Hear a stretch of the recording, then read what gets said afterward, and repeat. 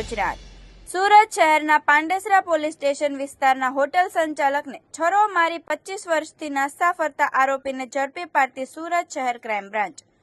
Police commissioner સાહેબ શ્રી તથા સંયુક્ત પોલીસ કમિશનર સાહેબ શ્રી ક્રાઇમ તથા નાયબ પોલીસ કમિશનર શ્રી ક્રાઇમ નાઓના માર્ગદર્શન હેઠળ police inspector Shri crime branch દ્વારા police sub inspector Shri crime branch નાઓની અલગ અલગ ટીમ નાસ્તા ફરતા આરોપીઓ શોધી કાઢવા માટે કાર્યરત છે। જે અન્વયે આજરોજ સુરત ક્રાઇમ બ્રાન્ચ દ્વારા બાતમી હકીકત આધારે સચિન કંસાળ રોડ સાંઈ ભૂપત સોસાયટીની સામેથી આકુલ રામચંદ્ર લેંકાને ઝડપી પાડવામાં આવેલ, જે ઈસમ છેલ્લા 25 વર્ષથી ભાગેલો હતો।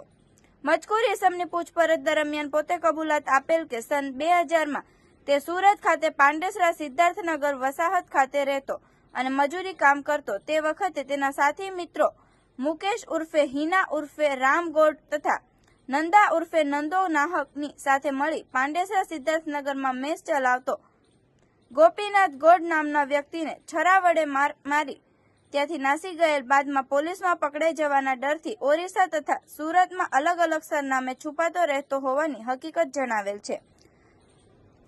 ઇપીકો કલમ 326, 114, જીપી એક્ટ કલમ 135 મુજબના ગુનામાં કુલ 3 આરોપીઓની સંડોવણી હોય, જેમાં એક પણ આરોપી પકડાયેલ ન હોય। નામદાર કોર્ટ દ્વારા સીઆરપીસી કલમ 70 મુજબનું વોરંટ જારી કરેલ છે। તેને પકડી પાડી પાંડેસરા પોલીસ સ્ટેશનને સોંપવા તાજવીજ હાથ ધરેલ છે।